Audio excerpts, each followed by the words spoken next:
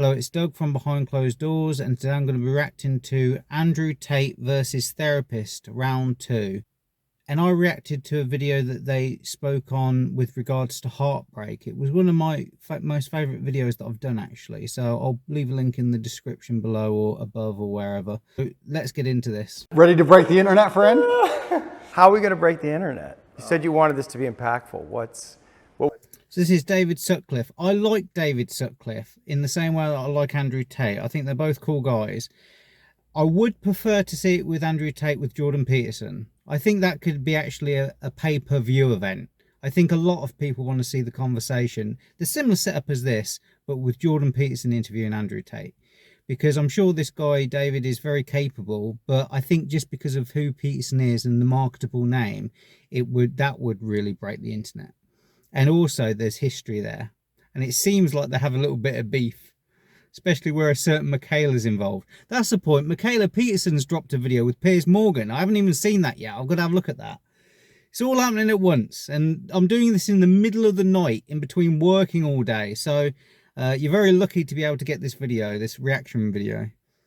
But we're doing Top G first because, to be honest, I really can't be asked to look at Michaela Peterson. That's a question that I have for you. Why did you want to talk to me? Because I'm a psychotherapist. You have your skepticism about psychotherapy, and yet here I am. That's true. We had a conversation before, and I've been told by many people it was my most interesting podcast ever. So I think it obviously varies from the norm in terms of the normal things I'm asked about. You have some unique insights. And I thought it'd be an interesting conversation. A lot of people are asking me especially about my mental state and those kind of things post-jail. So I thought, well, my most interesting podcast ever. People seem to be very interested in that side of me. So perhaps it can be a good conversation. Does it make you nervous that there may be things? The market decides. I think the thing is that Andrew Tate, by his nature in marketing, creates a lot of intrigue. And so that intrigue develops curiosity and a wanting to understand. And so an interview like this, it's able to give people an insight into that mystery. And I think even Jordan Peterson mentions about the mystery of the Andrew Tate phenomenon in the video that I reacted to. Again, I'll leave a link to the description of when I reacted to that. To me, it's not a mystery. To me, it's obvious. But then again, I can relate very much to Tate. It's very interesting because when I first, like with my mum, for example, I showed my mum a video of Andrew Tate. She said, well, he sounds like you. That's how you talk. And I go, I know. That's what, and it's me and Andrew Tate are very similar, but where we are dissimilar, we're very dissimilar.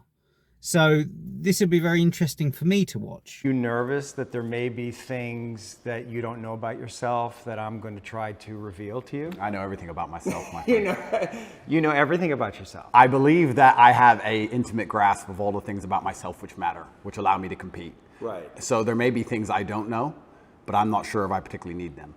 So I'm not that interested. Right. What's useful is more important than what's true. Absolutely. Right, and you've developed a framework. Okay, so what's useful is more than what's true. I agree. In fact, what I would say, you might see a fly going about here or two, whatever.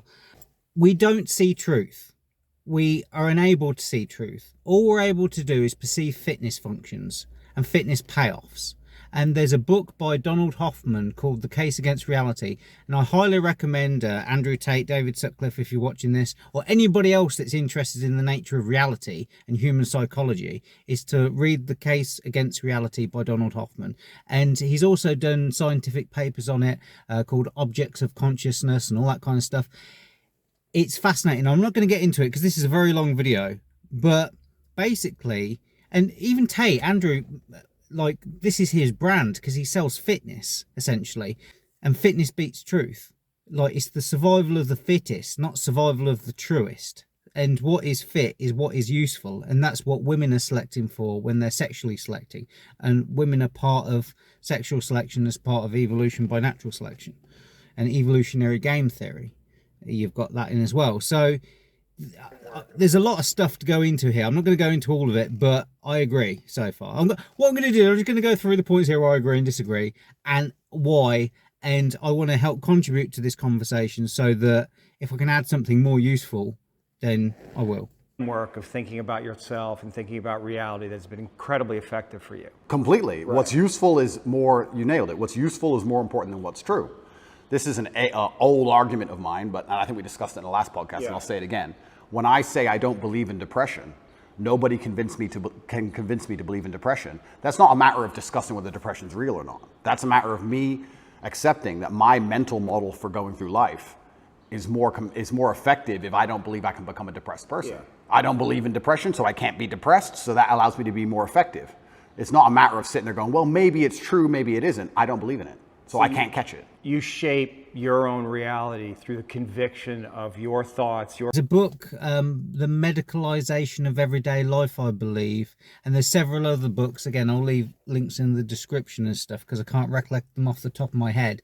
But it's basically what it's done. It's taken human emotions and they've tried to put it as a psychiatric disorder. So if you're happy, you're manic, and that's a disorder. If you're depressed, and that's a disorder. And so that's created a lot of jobs for people, because now we can just try and fix people's emotions.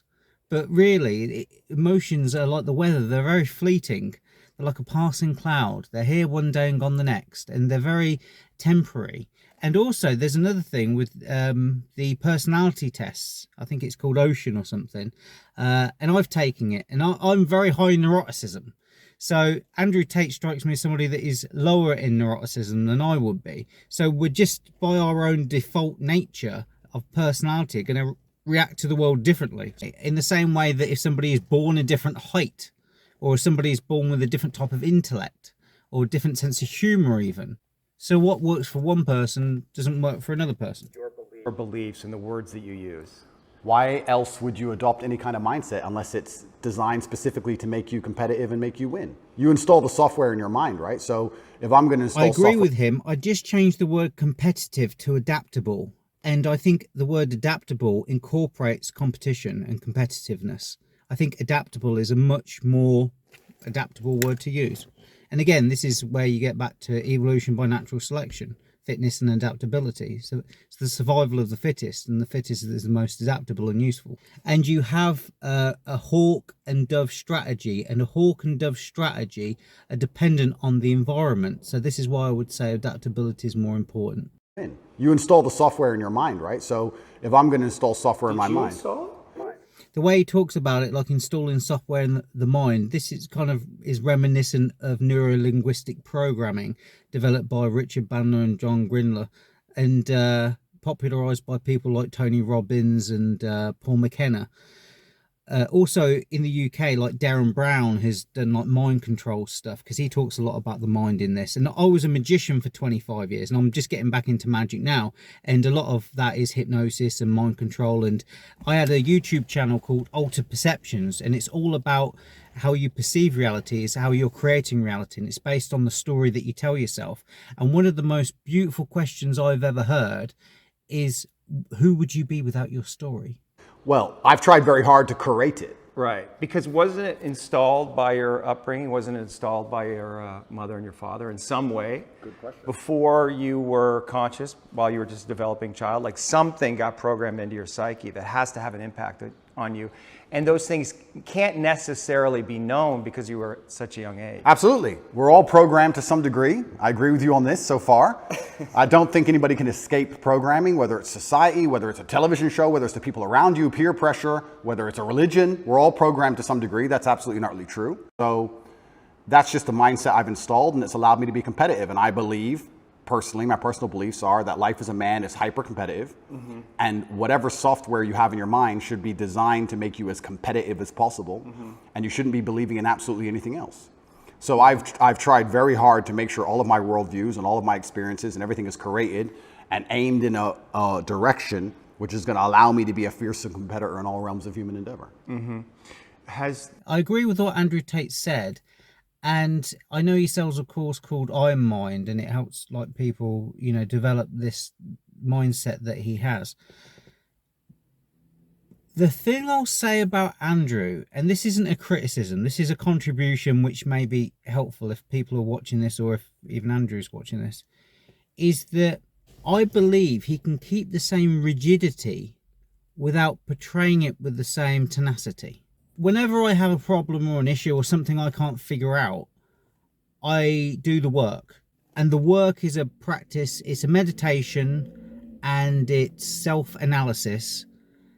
and it's a series of inquiry, and it's the way in which I have a consultation with myself when I don't know what to do. I sit down and I redesign my mind. So it's the same thing, but I do it with a little bit less tenacity because I have faith in my belief structure. You see, the way Andrew talks about this, it's like he's defending it.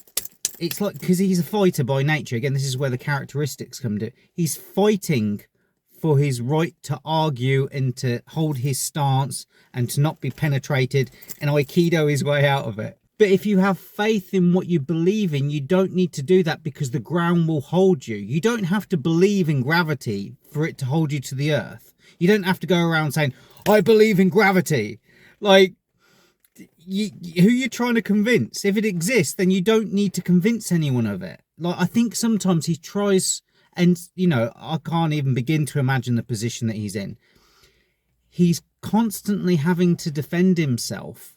And he's doing it in a very, I'm a fighter, I'm going to win this, as opposed to just allowing the fact that he's right and the gravity of what he's saying have more power and less force, because he speaks very forcefully, very regimented, like you're in the military. And it's kind of, it sounds kind of tyrannical. Whereas if you just allow the power to come through in your words and the gravity of what you're saying, then you wouldn't need to force it as much, if that makes sense. I hope that makes sense. So I'd say, do, have exactly the same beliefs and mindsets and everything, but just have faith in what is coming through you more often. I found this when I first started performing, doing magic, because you get on there, you're nervous. And so you do things that you ordinarily wouldn't do because you're standing in front of a crowd of people and you're performing. If you fuck up the trick, you're going to look like a dickhead. And I suppose the same is true with fighting, except for your life's in danger. So that fear and trepidation is righteous, but at the same time, he's so successful and he's so rich and he's so in a good position, and yet he still comes across like he needs to get to the top. And it's like he's never going to get there. This kind of drive that's kicked into him. And I'm not saying this is wrong. I'm just saying he can kind of relax into it a bit. Just put it on cruise mode. You're winning. Because doing too much can become counterproductive. Even Elon Musk says this. Have there been some of your beliefs or convictions that have been challenged through the experiences that you've had, particularly in the last, recently? Well, people challenge me often. And what a lot of people don't understand is that I will never adopt the thinking of somebody who is sad, and I will never adopt the thinking of somebody who is less competitive than I am or less successful than I am. If someone comes along and goes, Andrew, you are wrong, the way you see the world is wrong, but they are suffering from an affliction, why would I adopt a single iota of what they say? So you sometimes need, when you're in ego, you need somebody else to observe the ego so that you've got a good left and right hand, so to speak. I'm not explaining this very well. Again, that sounds very combative. I wouldn't say he's wrong. I'd just say, try it this way. It's a bit like a coach would do. You know, if you've got a fighting coach or a coach in any area of your life, but I say fighting because he would have had a fighting coach, then it's just, even like when people like Tyson Fury, take Tyson Fury, for example, you know, he goes into the boxing ring, he's still got a coach in his corner, you know, wetting him down and saying, look, do this, do the fucking jab, cross punch, whatever. Do you know what I mean? He's got a guy in his corner just helping him watch out. You know, even an actor has a director. Like, sometimes you need that outside influence in order to be able to help you navigate to where you, even like a fucking pilot has a co-pilot. It's not about arguing so much. It's more of a case of just trying to find the best tool to do the job in the best way possible, in the most competent way. It's kind of funny when I talk about depression, the number of people who defend depression. Depression's ruined my life, it's super real, and I lost my wife and my life is over and I want to kill myself, it's real. I'm like, surely you should like my worldview. If depression's so terrible and it's destroyed your entire existence, you should be listening to me tell you it's not real. Whenever I hear the word depression, I hear peacefulness. So that's my reframe. So every time I feel depressed, I don't say I have depression. I say I feel peaceful. I'm in a meditative state. I'm relaxed. I'm chill. My anxiety goes way down because I've given up. I don't give a fuck anymore. So whenever I feel like a cloud of depression come over me, I'm like, now I can just relax. Peacefulness. So to me, depression does exist, but it's peacefulness. It's not negative, it's a positive. Because what you got to do as a guy is you got to change a negative into a positive. I think Tate does it by getting angry. So he takes that energy and he puts it into a constructive way. I think you can do the same thing with depression. That's why I love getting depressed. Can't wait to get depressed. So I have a great relationship with depression. And this channel, Behind Closed Doors, is all about relationships. It's about the relationship that you have with a girl, with your parents, with your kids, with yourself, and with your emotions. But instead they're defending it and sticking up for it, which I find very interesting. So that's the first thing. In regards to and the other thing I'd like to add to that is that your emotions are there to help guide you through life, to help you survive and reproduce. It's getting back to what is fit. So your emotions are there to either help you move forward, stay still, or retreat. whether I have had any of my convictions challenged, it's kind of amazing. Maybe it's just a semantics trick, and maybe it's that simple. Maybe it's as simple as saying, I feel a little bit depressed today, but I am not a depressed person, and I cannot become depressive. I'm not going to have depression. Maybe it's just a semantics trip. And by saying... But it's interesting because, again, every time he says the word depression, my mind instantly turns it into peacefulness. So when he's saying, I'm not going to get depressed, I don't believe in depression, he's basically also saying, in my mind, what I'm hearing, and I understand this is my reframe, he's not really saying this, but this is what I hear, is that I don't believe in peacefulness. I'm never going to be peaceful. When depression is used in the correct way, it's peacefulness and it's contentment and it's relaxation. Semantics trip. And by saying that alone, I understand that it's a temporary state of mind, which I can alter and I can affect. And I've never struggled with long-term depression or long-term negative thoughts because I don't believe in that mental model.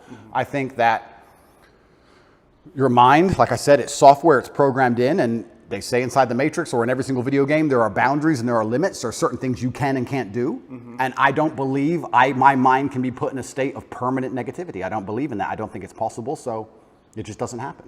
You said you experienced depression, some form of depression or depressive feelings and sadness in prison. What were the thoughts that were coming up? What was happening? Well, there's a lot of uncertainty, which is the first thing That has to be scary. It is scary. It's scary. And also because you're a man who's totally in control of your world, of your life. And that's almost like an imperative for you. Correct. And that gives you power. And all of a sudden you're thrust into a situation where you're essentially helpless. Well, you just nailed it. You completely nailed it, because I was exactly about to say it's the uncertainty that I struggle with the most, because in my life, I'm in charge of everything. I know exactly how everything works, and I'm the boss, and I get to control absolutely everything. And this is the first time in a long time I'm in a scenario where I have no power whatsoever, no influence, basically. I don't know what's going to happen. Nobody else knows what's going to happen. And also in my world, I'm the hero. It's going to be very difficult to do a review on this video because I've just got so many things to say that could be of use to this conversation, to add to what he's saying. Because I get where both men are coming from, and there's an mediator in between whereby the most common average guy could take hold of all the wisdom that's injected into this interview from both men and be cultivated. And I believe I could do that, but it'd just take for fucking ever, because there's so much stuff packed into everything that they're saying here. Both men are really good at what they do. I'm the hero, right? I'm the head of the clan. Not just my family, but of a lot of people. A lot of people rely on me. Lots of women rely on me, children rely on me, etc. So everyone comes to me every time there's a problem. So they continue to do that while I'm in a jail cell, expecting me to have some kind of answer. Right. And I'm like, well, I don't have an answer this time. Every other time I had an answer, but this time is a bit unique. How did that feel? You don't have the answers. You can't help. Yeah. I mean, it was frustrating. It's very frustrating, and it's the uncertainty that would bother me. I don't think I felt sad very often, but I certainly felt extremely frustrated. I would sit there and think, there has to be a way out of this room. Not breakout, but like there must just be some words I can say, someone I can talk to. There must be a way. It's only a door. Like I can't just be stuck in this room. And it was hyper frustrating. Yeah, and the uncertainty of it is also scary, because in my situation, every 30 days they decide if they hold you longer or not. And I was encountering people who had been in there for years in my scenario. So. Well, But it's interesting because one of the videos I watched of Andrew Tate before he went into prison, he was talking about one of his favorite films, which was, I think it was Enter the Dragon, Bruce Lee. And him saying, like, you know, when you're captured, you just sit there and just chill. And it's one of those things where I think he could take his own advice a little bit. And I know by what I've heard, Tristan did exactly that. Scenario. So. Well, the uncertainty is a form of torture, really. Oh, absolutely. Yeah, it's torture. It is torture. And it's designed to make you break. You don't know how long you're going to be there for. Nobody knows. You hear horror stories. You see other people getting out who've done worse things than you after a week because they've signed a piece of paper or admitted to something or whatever they've done a deal. And you're sitting there and yeah, it's hyper frustrating. And I think you have two choices as a man. Often when bad things happen, I feel like you can maybe get depressed and sad about it, but the other outlet's usually anger or a form of anger. Now, the resentment and the anger is the one that I struggle with the most. I would rather be depressed than be angry, because my anger is just, I mean, you've seen The Incredible Hulk. You know, I'm just on fire. I melt myself down like a fucking volcano. Like it just destroys me. It destroys everything in my path. Like anger, I'd say resentment is the real fire there. And so, I can't be motivated by anger in the same way because I just explode. I'm just no good. I felt like anger was more, in many cases, anger is more effective, I guess. It's more useful. You were angry in there? I wouldn't say I was angry, but if I started to feel negative, I could turn it into frustration or anger, which I could at least alleviate with 2,000 push-ups. Right. It's better than feeling sorry for myself. Right. You see, I prefer feeling sorry for myself because I'm allowing God to do his work.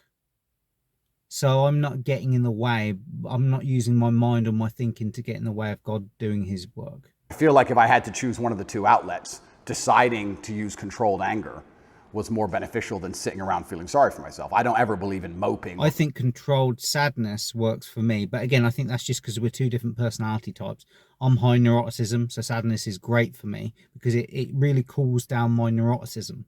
Whereas if my neuroticism turns into anger, it goes through the fucking roof. So, whereas if Tate, I'm assuming, is lower in neuroticism, then his anger is going to be more manageable and the depression isn't going to be helpful for him because that peacefulness is going to interfere with his ability to be able to turn his anger into something that's more useful for him. So I understand that. We're just two different characters. But either way, both of us are taking a negative emotion and turn it into a positive emotion because that's what you got to do as a guy. The world is going to be fucking negativity constantly and then something magical will happen. And then negative constantly. And something magical will happen. And you can only appreciate the light because of the dark, the sweet because of the sour. So you have to be grateful for it. And gratitude is my saving grace. If I didn't have gratitude, gratitude is happiness to me. And whether I'm in a state of depression or anger, I'm essentially being ungrateful. And God's put me there. So I'm being ungrateful to God. So I'd rather be grateful to God for teaching me all the lessons he needs to teach me. Feeling sad. So when I was at my worst, perhaps I was a little bit angry. Because if you're angry at what is. Because every problem that you have is a should. This shouldn't have happened. This should be like this. I should be like this. This should. She should have called me back. They shouldn't have put me in prison. Like reality isn't the way I would like it to be. So I'm going to fight it. I mean, that's his kind of attitude. I'm going to use that anger, the fact that reality isn't the way I want it to be. And I'm going to fight it. And then I'm going to overcome it and win. And I'm gonna force reality to give me my outcome. And that's fine. That worked for him. That's one way of doing it. My fucking eye.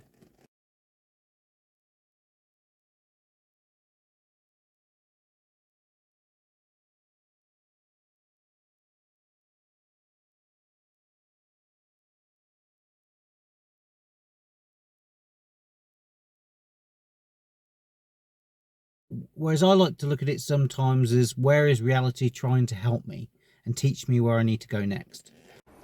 But then again, I also think I do that in my normal life. If I'm honest, I don't think anger is a necessarily bad thing. I think that misdirected anger is a bad thing. I think if you get very angry about scenarios and you put it in the correct direction, you get unlimited motivation and you get a lot done.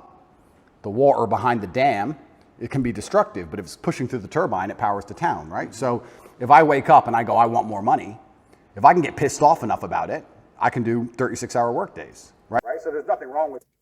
It's very interesting listening to Tate because he speaks in extremes, and he will say one thing, do another, and then say the opposite.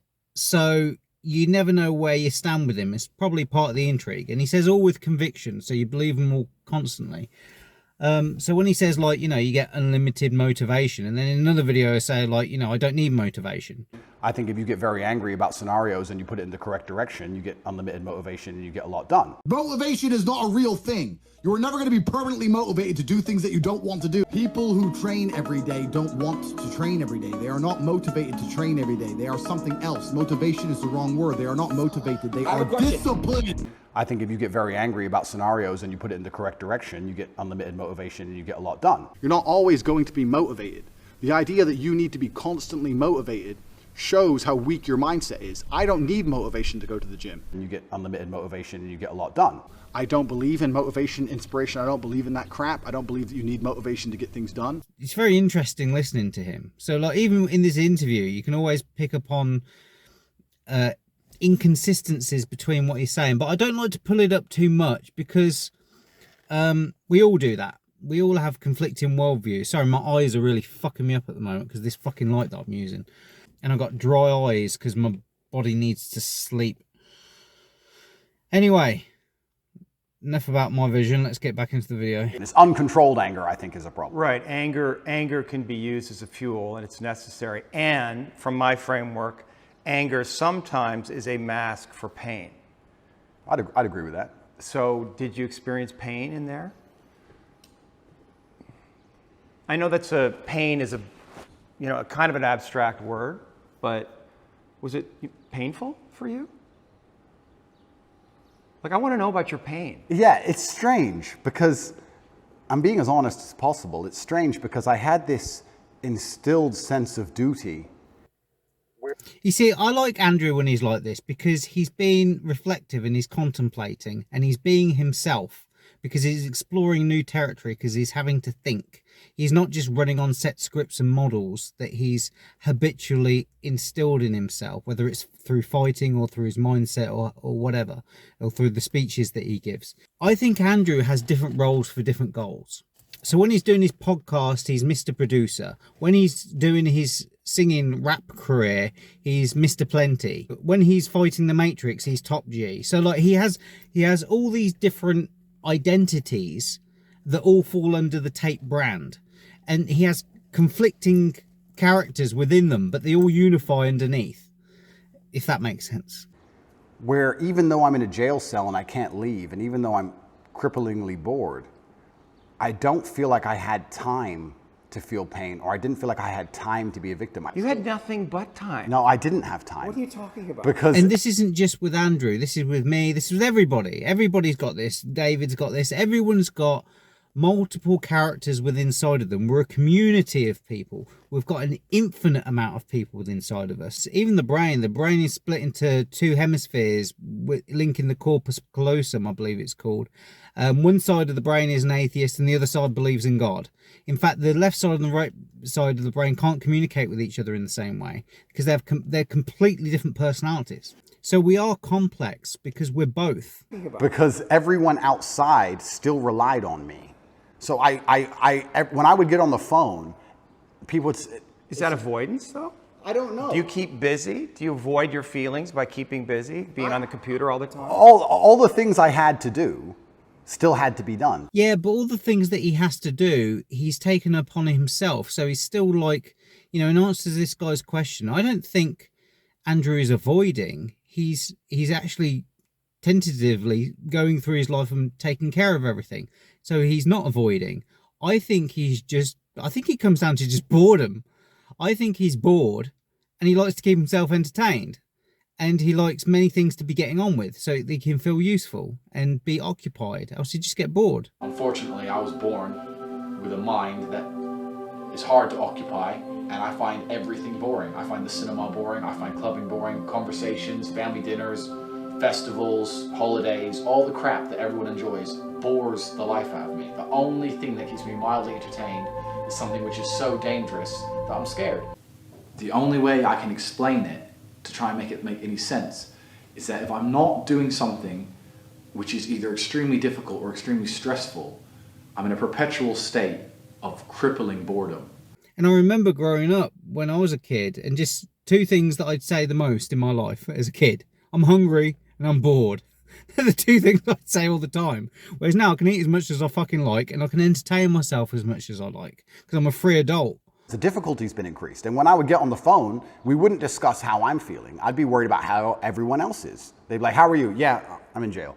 What's going on with this? Are you okay? Are your bills paid? Are press hassling you? I was worried about fixing everyone else's problems from jail more than I was concerned about myself or my own mental well-being. And if I felt particularly... For me, love is when you care about something else more than you do yourself. And when you have children, you realise your capacity for love. It's unbelievable. And I'd much rather my children be safe, happy, secure, all that kind of stuff than me. And I happily sacrifice myself. So I understand this completely.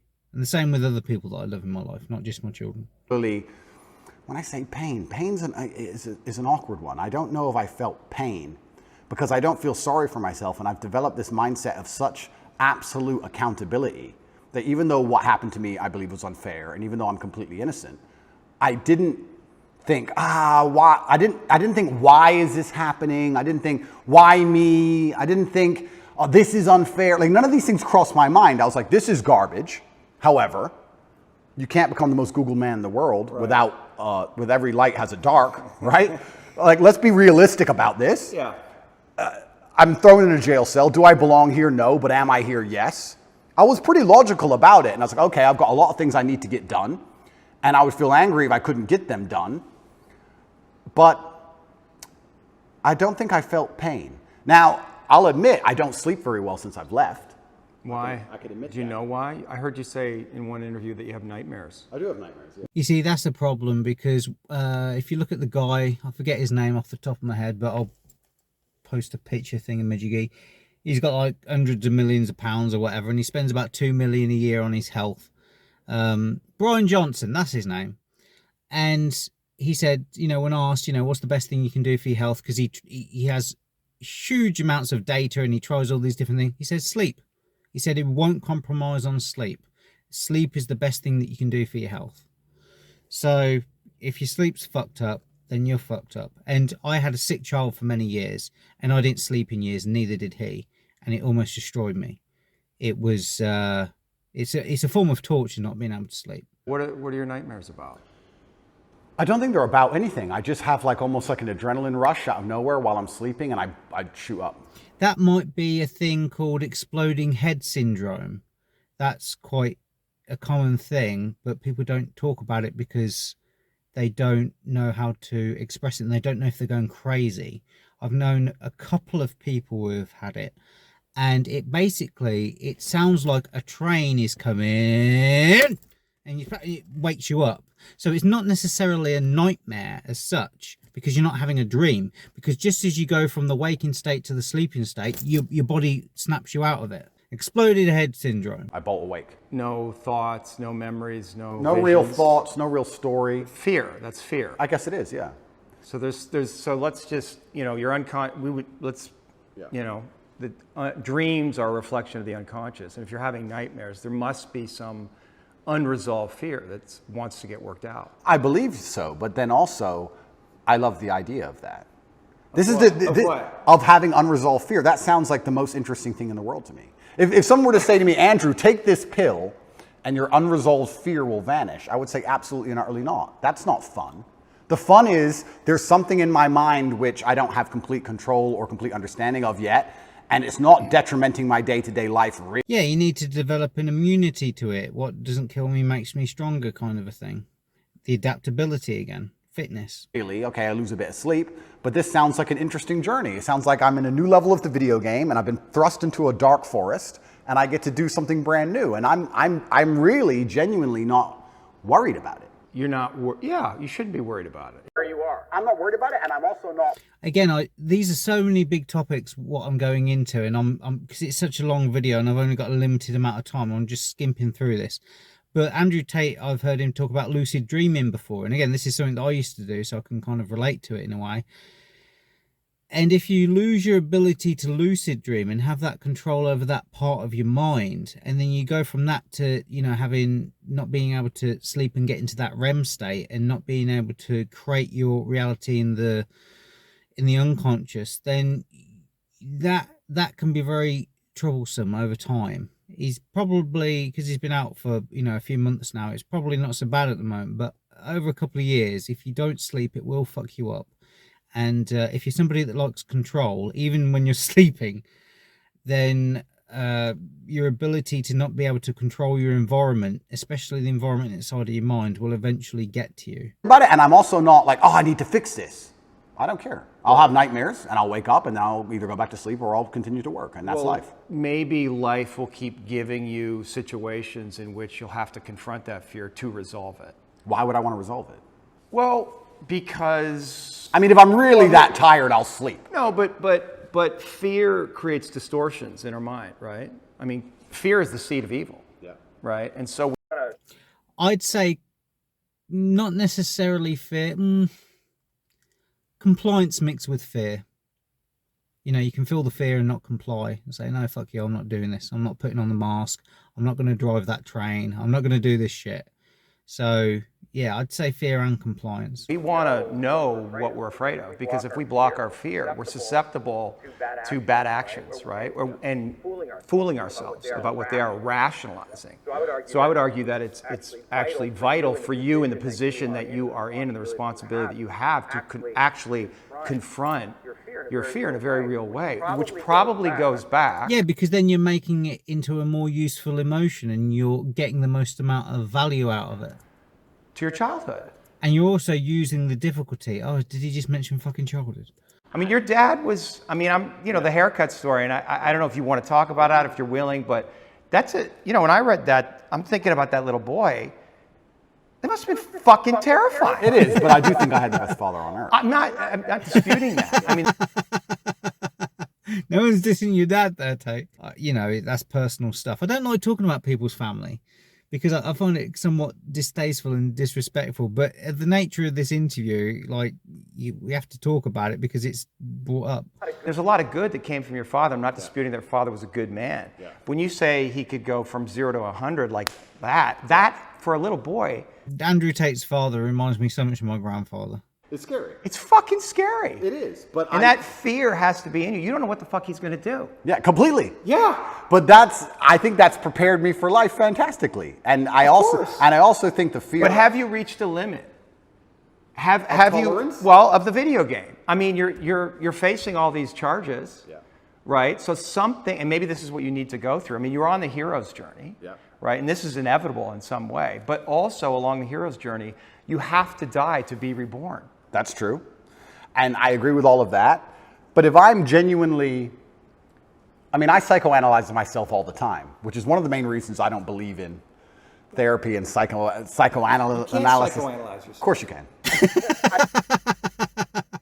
You can't psychoanalyze yourself. Of course you can.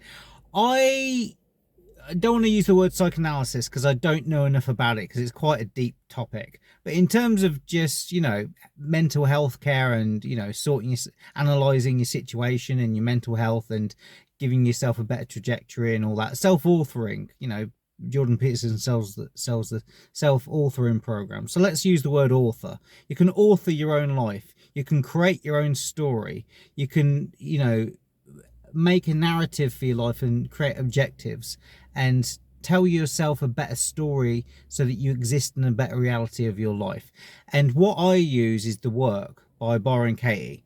It's a series of questions and turnarounds. And whenever I have a problem with somebody else or in my life or with myself or whatever, I go do the work. I sit down with a pen and paper, I do the work for half an hour, and I come up with all the answers. The work, you can do it with somebody or you can do it by yourself. Or it's free, completely free online to do.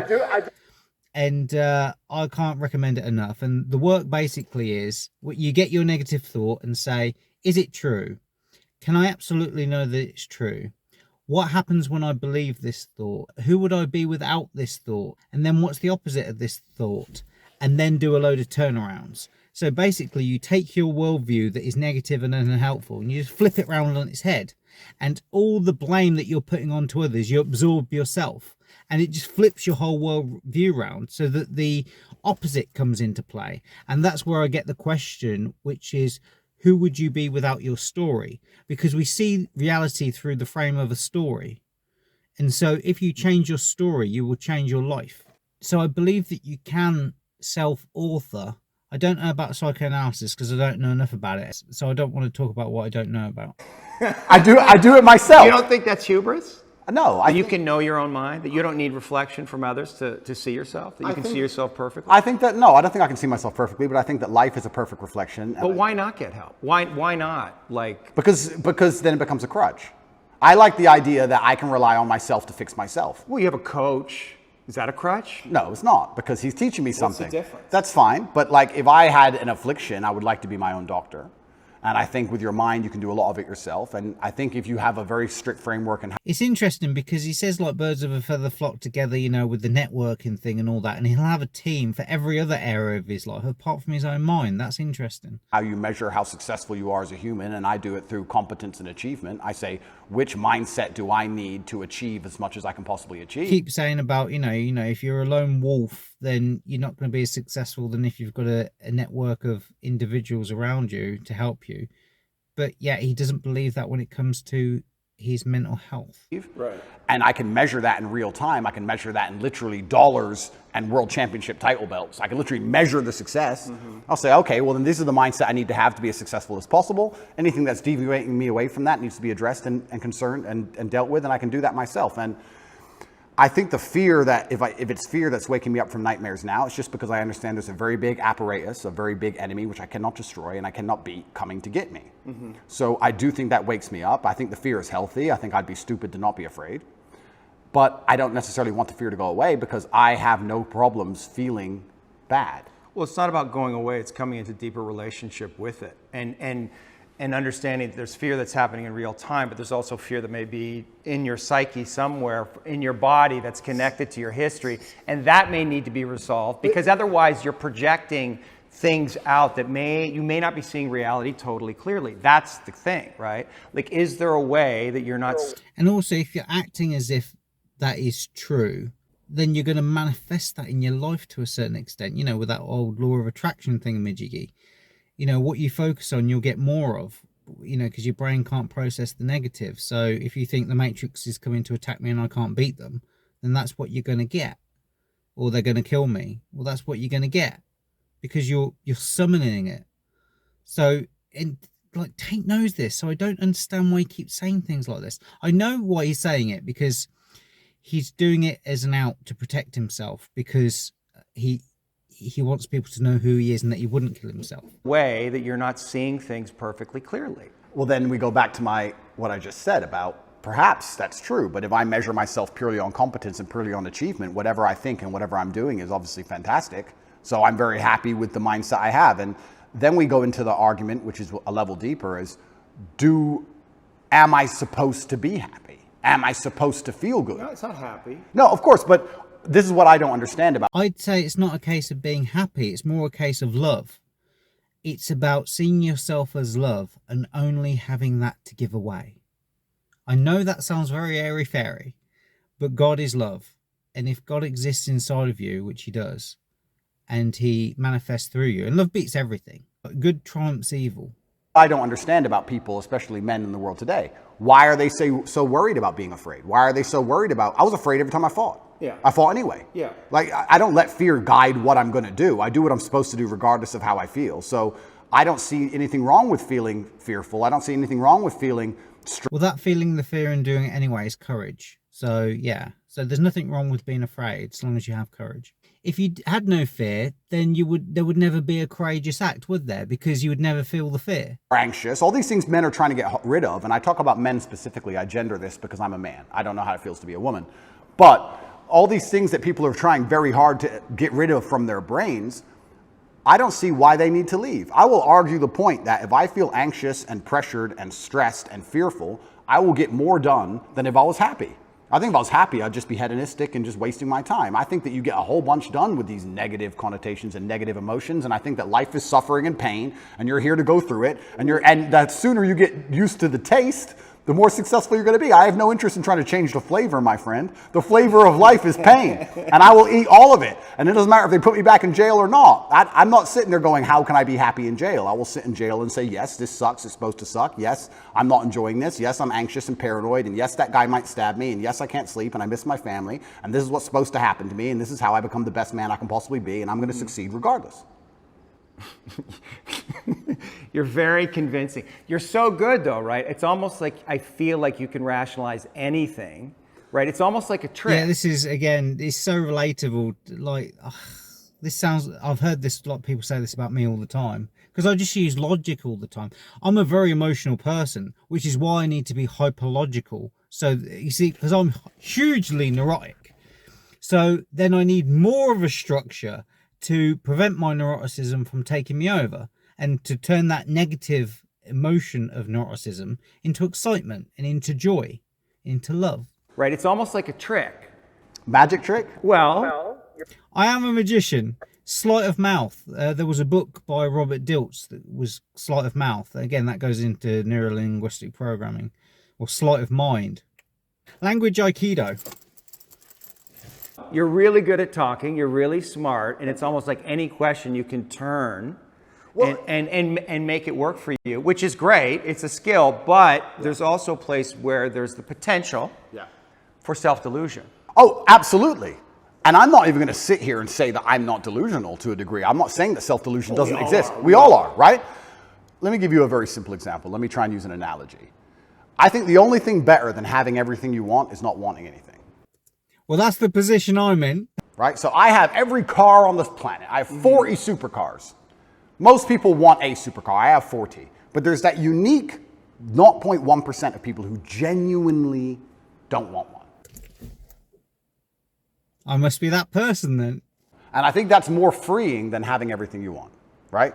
So the true mindset is... I'm glad he's finally said that, because all of his marketing and, you know, emails that he sends out and all that is making people feel not good enough so that they have to buy his products and services. And so it's nice to hear him say that, because when you're present-minded and you are grateful and you feel love and you exude love, you don't need anything else. You're quite happy in the moment. Whereas in order to do what Tate has to do, you have to feel deficient in some way. You have to feel not good enough. And you're in this state of perpetual unhappiness, which is great for consumerism and great for achievement, but you're then manipulated by your emotions, because you can't just relax and be. The true mindset is not wanting anything. Most people, the best they can do is having everything they want. And I feel like you can kind of do this with the emotions as well. I guess. I just want to say at this point, I really respect Tate for doing this, because he's in a very, very vulnerable position. And this vulnerability is hugely admirable. And he's putting himself all out there. It's like he's walking around naked, essentially. He's totally exposed here. And so, you know, respect to the top G for this, because this takes a lot of bollocks to do this. I'm not sure if he's aware how vulnerable he's being, but this is brilliant stuff. And David's doing a brilliant job of extracting out of that. Like, he's really good with him. My general consensus is that I don't think I can change or affect the world to the point where pain and suffering and bad things are not going to happen. So isn't it best if I just enjoy all of that? Doesn't that make me as powerful as possible if I say, oh yeah, okay, this is going to suck, good. I mean, I do it when I fight. Yesterday I was fighting, right? We were doing 12 rounds and all of us were destroyed. And the more he hurt me, the more I wanted to hurt him back. The more he hurt me, the better it felt. The more powerful I felt, the more he hit me. Because then it's my turn, right? So if I can't stop him from punching me, and I'll do my best, but if I can't, then surely you should learn to enjoy it, right? And I don't think you can stop life from hitting you. And I don't think you can stop life from giving you unexpected surprises. And I don't think you can stop yourself from feeling sometimes sad or anxious or upset. So I think the best mindset you could adopt is finding that engaging and exciting. I'm not going to lie to you. Although I am facing very serious charges, and although they are trying to destroy my life, and although I cannot sleep the same, and although they're out to get me, and although I've suffered, part of me is excited. Yeah, because you see, he enjoys conflict, whereas I don't. So that's why he's the man to be doing this, and I'm not. Because I want a peaceful life, and I'm aiming towards that. I don't think he'd be happy with a peaceful life. Part of me is like, okay. Why? Because it's a war. You like war. I think all And defense is the first act of war. I think all men do. I do. Yeah, of course, all men do. So it's a battle. It's exciting. Yeah, it's exciting. So But what are you fighting for? It does come back to love and peace. like I don't know the best way to articulate it at the moment because I've got so many things going on in my head, and I want to stick to where the topic of conversation. But it does come back to love. Like when you look at the near-death experiences, and I've seen loads of these now. I've had a near-death experience myself, and I've listened to hundreds of accounts of other people that have had near-death experiences, and they all pretty much say the same. So I actually believe that consciousness is fundamental. Our consciousness survives our earthly physical body and transcends that. And we have a life review, and we relive our lives from different perspectives where we've hurt people, or we've lied to people, or we've upset people, and we experience it from all those different people's points of view according to our own moral, ethical way of going about things. And the currency of the gods is love. God is pure love, and all of God's lessons is teaching you how to love. Even the story of Job, one of my favorite Bible stories is the story of Job, and I heavily relate to Job. Like reading Job and understanding Job, the story of Job is how I got through the family court bullshit and losing all my children and losing everything else on top of that. And that's why I'm going strong now. So in the same way that a lot of people look up to Tate here, because he's been inspirational, I look to the biblical stories because they're just so much more horrific. And so if people can overcome those more horrific situations than what I'm in, then the tools that they have for their mindset and what their lessons and teachings are from God, no matter which religion it is, because all can be useful and helpful. They're all useful, helpful tools and ways of thinking and ways of being. It's all about constructing the best way of being. And there's lots of lessons in the Bible and the Quran and like loads of other religious text that can help you get through the trials and tribulations of life.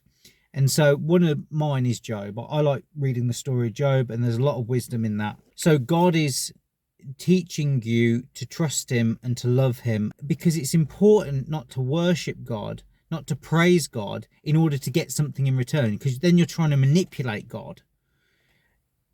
Everything that we have here is a gift, and all we have to do is be grateful for it. And the gratitude is love. That's the currency of the gods.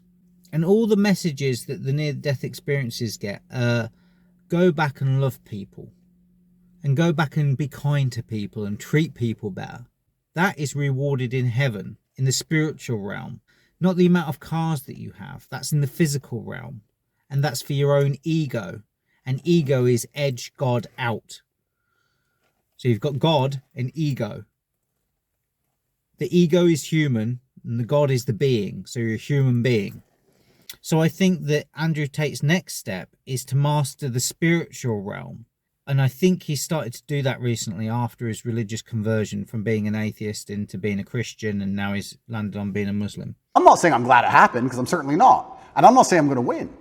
But I'm saying that I've trained myself to the point where if I were walking down the street and 10 men were to pull knives on me, I'd be intimidated, but 20% of me would go, this is going to be. So you listen to Andrew Tate's wording. It's all I and me, I, me, I, me, I, me. He's always talking, but it's not his.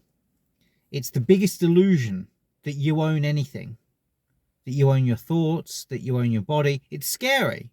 You see, I think one of the things that Tate doesn't like the idea of is that you're just a feather in the wind, that, you know, but God's blowing you. That came out wrong. This will be one to remember.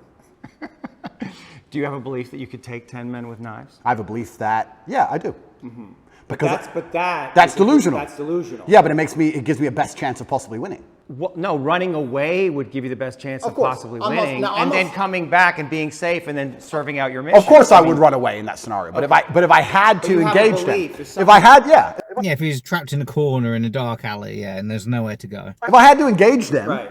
if I had to fight them, I believe I'd be the most capable if I believed I could win. Of course. So for that reason, if I have to self-delude, then I will self-delude, and I will convince myself that I am here to destroy all 10 of them. And I will say it in a way where at least 7 of them believe me.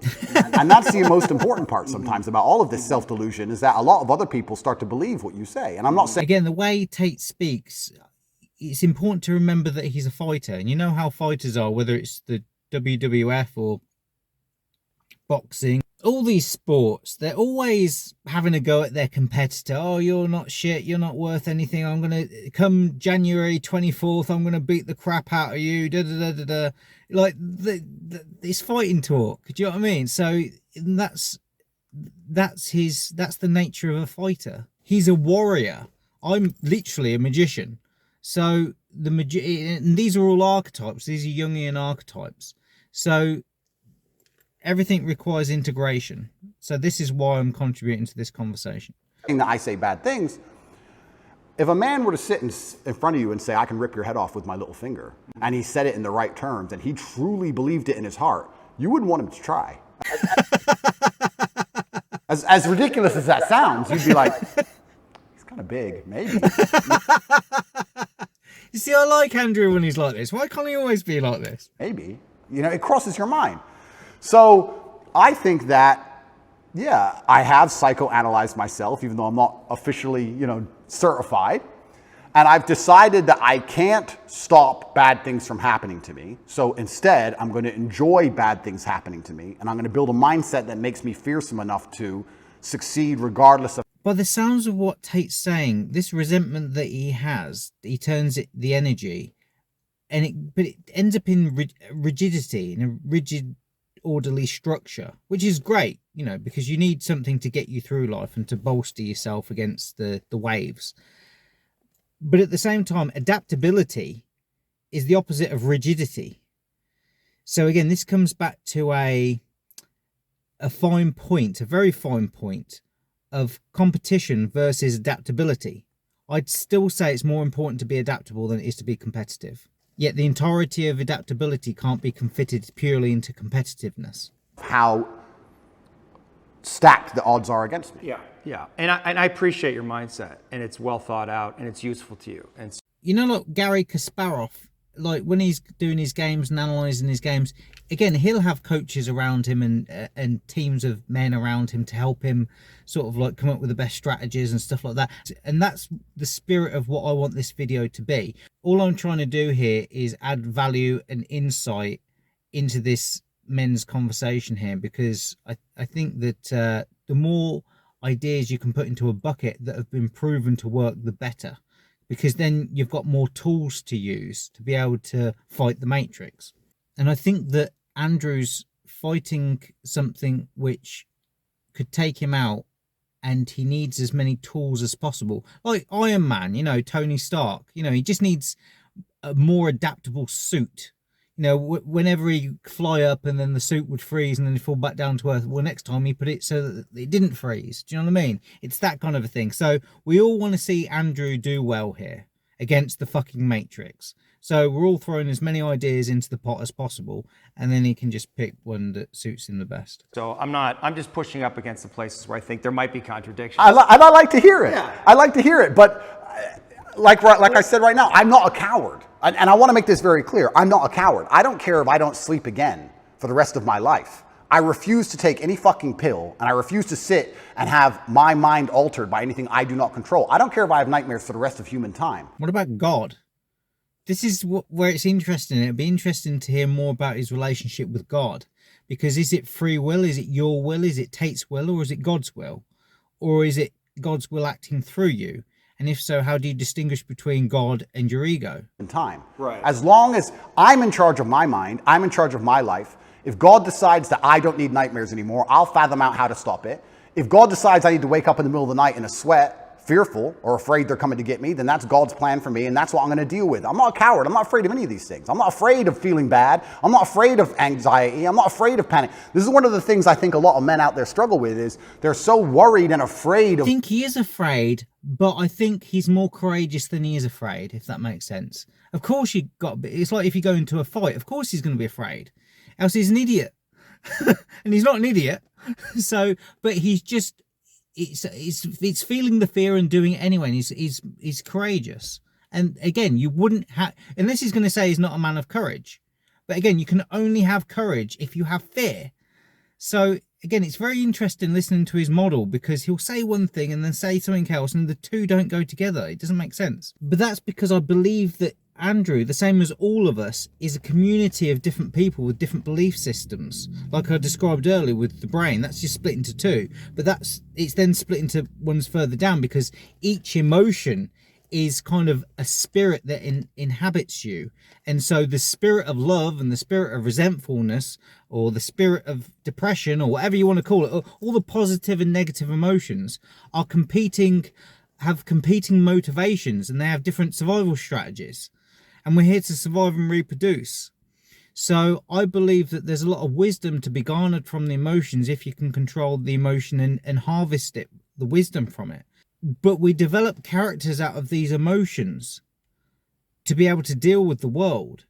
And those competing characters within inside of yourself are a hierarchy of entities within inside of yourself, which make up you. So he can very easily say one thing and then say the completely opposite thing, and both can be true. So some people listening to this may think, well, he's contradicting himself and he's saying one thing and doing another. But again, that's okay, because that keeps you that keeps you the most adaptable, or competitive is the word that he uses. They're so worried and afraid of bad feelings. And to me, that's just showing that you've had an easy life. Like, there's real people out here who are trying to kill you. There's people out here who put a knife in your neck. You're scared of what? Feeling sad? Who cares? Like, there's real problems. What are you worried about feeling sad for? Who gives a shit? I could feel sad for the rest of my life, and I guarantee, one, nobody would know, and two, I would be monumentally successful regardless. So why are we even talking about it? We're talking about it because it's tying into the Alex Jones thing of info wars. You know, he really hit the nail on the head with that, because it's a war for information. It's a war for your mind, of what your mind is allowed to take in and what it isn't. So the reason why we're talking about it is because we're talking about the best way of immunizing your mind from all the horse shit and dog shit and matrix programming that's outside of yourself, that constantly bombards your senses. So that's what we're talking about, because that attack from the Matrix makes people sad on purpose. Again, he knows all this. So that's why we're talking about it, because it's coming up with the best defense mechanism to be able to combat that. And we're talking about his survival strategies. And again, that they work for him. They might not necessarily work for somebody else. Like I just used the example a minute ago. He works better when he's angry. I work better when I'm sad. So sadness is a superpower for me, in the same way that anger is a superpower for him, because it allows him to take action. When I'm sad, it allows me to stop taking action, else I do something fucking crazy. So it waters down my resentment, and it gives me to a more it lands me into a better even distribution fitness function. So I'm not too anxious, I'm not too relaxed, and I do the thing that I need to do. But that's because I have a different character to Andrew Tate. And we're just two people. This David guy will be another guy, and there's billions of men on the planet. So there's billions of survival strategies. Talking about it. I have no fear for a negative feeling. I have fear for me not being able to provide for my children. I have fear for people who rely on me not being provided for and cared for. But I don't have a single... So their thoughts, when you have those thoughts, again, this is where I think that the work of Byron Katie is very good, because it's essentially CBT on steroids, cognitive behavioral therapy on steroids. I don't wake up and go, I'm worried if I might feel sad today. Who cares? Who cares? I can be happy or sad on the same day. Nobody notices, and the same things get done. Exact. will you notice? Again, it kind of comes back to who you're performing your life for. Done. Exact same amount of work gets done. Nothing changes. How are you making sense of what's happening to you? Is it God's will? Is it a co-creation? In some way, did you co-create this? He's asking fantastic questions. I'm going to have to bring it to a close soon because we've still got a long way to go and I've got to be up early and I've got loads of other things to be doing. So I would really like to have all the time and the energy to contribute to this, but I've got to edit it. I've got to edit this thing as well. So I might have to just give it a couple more minutes and leave it there. Oh, no, Or are you just like a victim of the Matrix? No, I'm not a victim. So absolutely everything is, I believe. In some way you're a victim. Completely. Yeah, but victims are dangerous people. But I believe in self-accountability. Sure. I could have prevented this. Well, how did you co-create this? If let's That's going back to what I was saying about earlier. presuppose you did. I created this by being monumentally successful. Right. There's no light without dark. Equal and opposite force. But you said you were excited about it, so maybe there's some way you actually wanted I think there's more than that. this. I didn't want this. In fact, I had conversations with Tristan for a long time, and I kept saying Icarus to him. When I would decline certain podcasts, I would decline meeting certain famous people, I would decline talking about politics, I would decline things, and I would keep saying Icarus. And he Flew too close to the sun. would say, why are you doing this? And I just reply Icarus. Because I knew if I got too big that they were going to come for me. I knew that. So I tried to balance it, and I felt like I did a pretty good job, but unfortunately I got it a little bit wrong. And accidentally became the most Googled man on the planet. My fault. I got it wrong. I put myself here. You see, it's interesting that, isn't it? Because he keeps using that as a flex. He keeps using that as a promotion thing. And rightly so. Again, I'm not disagreeing with what he's saying and doing here. But it's interesting how the thing that he didn't want, it happened anyway. And so he just used it as a, okay, well, cool. We'll use it as a marketing gimmick. And that's brilliant. That's anti-fragile. And I think Andrew is probably one of the most anti-fragile men on the planet. And that comes about through innovation. And that's something that's really impressive about him. And yet, as anti-fragile as he is, he's going up against something that's even more anti-fragile, because this demon, it's like with Hercules. It's you cut off its head, a couple more grow in its place. It's fucking... I just wish him the best of luck. I also don't believe that there's any light without dark. It's yin and yang for a reason. I don't think that I can just become the most Googled man on the planet and become monumentally successful and make hundreds of millions of dollars and nothing bad's going to come from it. I think that would be hubris. Everything has a price, and it depends if you're prepared to pay the price. And sometimes that price is going to prison for no reason at all. In the same way, like, it's like the worst thing happening to the best guy. And that's like in the story of the Bible as well. No, Andrew Tate's not a Christian, but it's the same with Jesus. It's the worst thing happening to the best guy. You just used the word hubris. It's a fantastic word.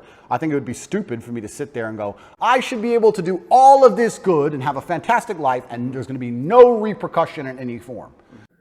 There's repercussion for Jesus. I knew this was coming to the point where I literally sat with Tristan about 3 weeks before it happened and said, we're fucked. So why did it happen? It happened because I became monumentally successful and I became monumentally influential, and the world is a battlefield. You did create it. In some way, you co-created it. Like you knew this was going to happen, and so there may be some way, unconsciously, you wanted it to happen. Like if you're on this hero's journey and you're living this big life and you have a big vision for yourself. I mean, you know, you bring up guys like Genghis Khan, and I think that's kind of appropriate because I think it's Genghis, not Jengus. in another era, you probably would have been one of those cats, right? So now we're here. And maybe you need this in some way, need this test to really feel yourself, to know how strong you actually are. I mean... I know what you're saying. I don't think I need the test. I do feel like I need to tell the truth. I do feel like What's the truth? The truth is, well... The truth about the Matrix? Yeah, what I believe. And I do believe that I have a responsibility because of my massive platform. Yeah. See, this is where he brings the truth back up. Whereas when we first started this, he was like, it's not so much about what is true, it's what's useful.